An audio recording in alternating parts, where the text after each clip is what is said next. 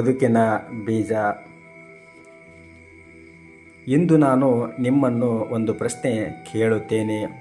ಒಬ್ಬ ಮನುಷ್ಯನ ಜೀವನವನ್ನು ಬದಲಾಯಿಸುವುದು ಅವನ ಅದೃಷ್ಟವೇ ಅಥವಾ ಅವನ ಕರ್ಮವೇ? ಬಹಳ ಜನರು ಹೇಳುತ್ತಾರೆ, ನನ್ನ ಅದೃಷ್ಟವೇ ಕೆಟ್ಟದ್ದು, ನಾನು ಯಾರಿಗೂ ಕೆಟ್ಟದ್ದು ಮಾಡಿಲ್ಲ, ಆದರೂ ಯಾಕೆ ಕಷ್ಟ? ಅವನು ತಪ್ಪು ಮಾಡಿದರೂ ಸುಖವಾಗಿಯೇ ಇದ್ದಾನೆ, ನಾನು ಒಳ್ಳೆಯವನಾಗಿದ್ದರೂ ಕಷ್ಟದಲ್ಲಿದ್ದೇನೆ. ಈ ಪ್ರಶ್ನೆಗಳು ಬಹುತೇಕ ಎಲ್ಲರ ಮನಸ್ಸಿನಲ್ಲಿ ಒಮ್ಮೆಯಾದರೂ ಬಂದೇ ಬಂದಿರುತ್ತವೆ. ಆದರೆ ನಮ್ಮ ಜೀವನದ ದೊಡ್ಡ ರಹಸ್ಯ ಒಂದು ಪದದಲ್ಲಿದೆ. ಅದರ ಹೆಸರೇ ಭಾವ. ಒಂದು ಸಣ್ಣ ಕಥೆಯೊಂದಿಗೆ ವಿವರಿಸುತ್ತೇನೆ. ಒಂದು ಹಳ್ಳಿಯಲ್ಲಿ ಇಬ್ಬರು ರೈತರು ಇದ್ದರು. ಇಬ್ಬರು ಒಂದೇ ದಿನ ಬೀಜ ಬಿತ್ತಿದರು. ಒಂದೇ ಮಣ್ಣು, ಒಂದೇ ಮಳೆ, ಒಂದೇ ಸೂರ್ಯ. ಆದರೆ ಕೆಲವು ತಿಂಗಳ ನಂತರ ಒಬ್ಬನ ಹೊಲ ಹಸಿರಿನಿಂದ ತುಂಬಿತ್ತು, ಇನ್ನೊಬ್ಬನ ಹೊಲ ಒಣಗಿತ್ತು. ಜನರು ಆಶ್ಚರ್ಯಪಟ್ಟರು. ಕಾರಣವೇನು? ಅನುಭವ ಹೊಂದಿದ್ದ ಒಬ್ಬ ಹಿರಿಯ ರೈತ ಹೇಳಿದ, ಬೀಜ ಒಂದೇ ಆಗಿರಬಹುದು, ಆದರೆ ಅದನ್ನು ಹೇಗೆ ಕಾಪಾಡಿದರು ಎಂಬುದೇ ಫಲವನ್ನು ತೀರ್ಮಾನಿಸಿತು. ಸ್ನೇಹಿತರೆ, ನಮ್ಮ ಜೀವನವು ಹೀಗೆಯೇ. ನಮ್ಮ ಭಾವನೆ, ನಮ್ಮ ಭಾವವೇ ಒಂದು ಬೀಜ. ನಾವು ಇಂದು ಮನಸ್ಸಿನಲ್ಲಿ ಏನು ಬಿತ್ತುತ್ತೇವೆಯೋ ನಾಳೆ ಅದನ್ನೇ ಜೀವನವಾಗಿ ಕೊಯ್ಯುತ್ತೇವೆ. ಪ್ರಕೃತಿ ನಮಗೆ ಏನು ಹೇಳುತ್ತದೆ? ಒಂದು ಆಲದ ಮರವನ್ನು ನೋಡಿ, ಅದು ತನ್ನ ನೆರಳಿಗೆ ಬರುವವರನ್ನು ಕೇಳುವುದಿಲ್ಲ. ನೀನು ಶ್ರೀಮಂತನ, ನೀನು ಬಡವನ, ನೀನು ನನ್ನನ್ನು ಹೊಗಳಿದ್ದೀಯಾ ಅಥವಾ ಬೈದಿದ್ದೀಯಾ ಎಂದು ಕೇಳುವುದಿಲ್ಲ. ಅದು ತನ್ನ ಸ್ವಭಾವದಂತೆ ನೆರಳು ಕೊಡುತ್ತದೆ ಅಷ್ಟೇ. ನದಿಯೂ ಕೂಡ ಹಾಗೆಯೇ.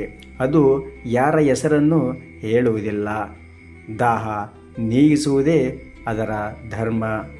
ಸೂರ್ಯನು ಹಾಗೆಯೇ. ಅವನು ಎಲ್ಲರ ಮೇಲೂ ಸಮಾನವಾಗಿ ಬೆಳಕು ಚೆಲ್ಲುತ್ತಾನೆ.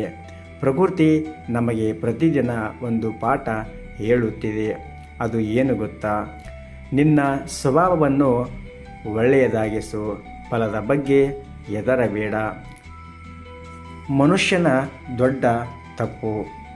ಇಂದು ನಾವು ಮನೆಯ ಬಣ್ಣಕ್ಕೆ ಹೆಚ್ಚು ಹಣ ಕೊಡುತ್ತೇವೆ, ಆದರೆ ಮನಸ್ಸಿನ ಬಣ್ಣದ ಬಗ್ಗೆ ಯೋಚಿಸುವುದಿಲ್ಲ.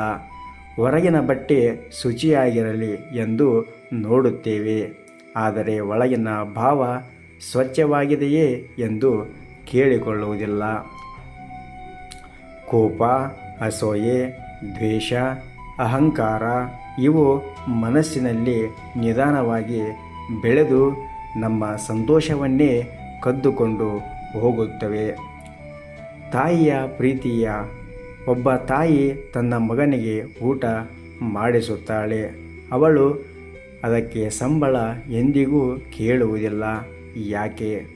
ಏಕೆಂದರೆ ಅವಳ ಕೆಲಸಕ್ಕಿಂತ ದೊಡ್ಡದು ಅವಳ ಭಾವವಾಗಿರುತ್ತದೆ. ಪ್ರೀತಿಯಿಂದ ಮಾಡಿದ ಕೆಲಸ ಆಯಾಸ ಎಂದಿಗೂ ಆಗುವುದಿಲ್ಲ. ಸ್ವಾರ್ಥದಿಂದ ಮಾಡಿದ ಕೆಲಸ ಬೇಗನೆ ಭಾರವಾಗಿ ಬಿಡುತ್ತದೆ. ಒಂದು ಕನ್ನಡದ ಹಳ್ಳಿಯ ಘಟನೆಯನ್ನು ವಿವರಿಸುತ್ತೇನೆ.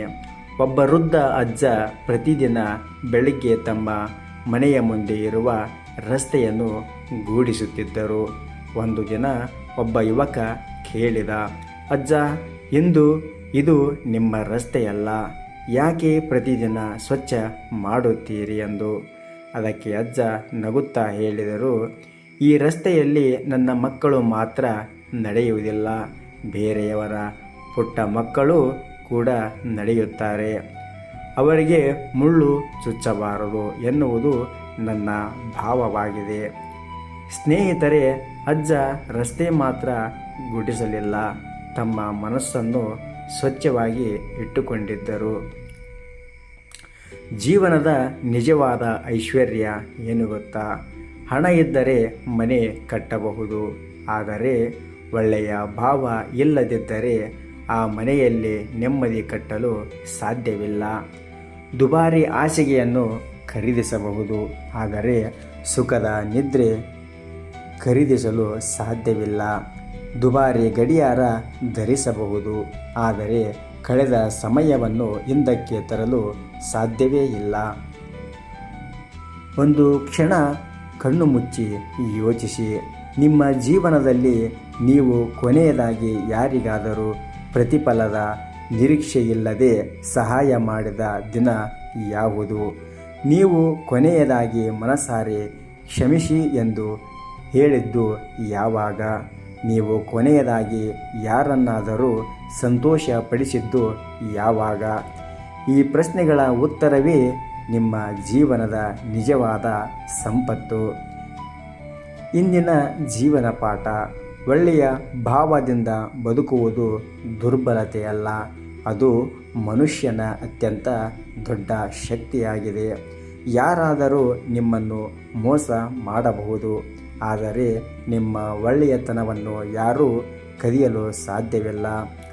ಯಾರಾದರೂ ನಿಮ್ಮ ಹಣವನ್ನು ತೆಗೆದುಕೊಳ್ಳಬಹುದು, ಆದರೆ ನಿಮ್ಮ ಒಳ್ಳೆಯ ಕರ್ಮದ ಫಲವನ್ನು ಯಾರಿಂದಲೂ ಕಸಿದುಕೊಳ್ಳಲು ಸಾಧ್ಯವಿಲ್ಲ.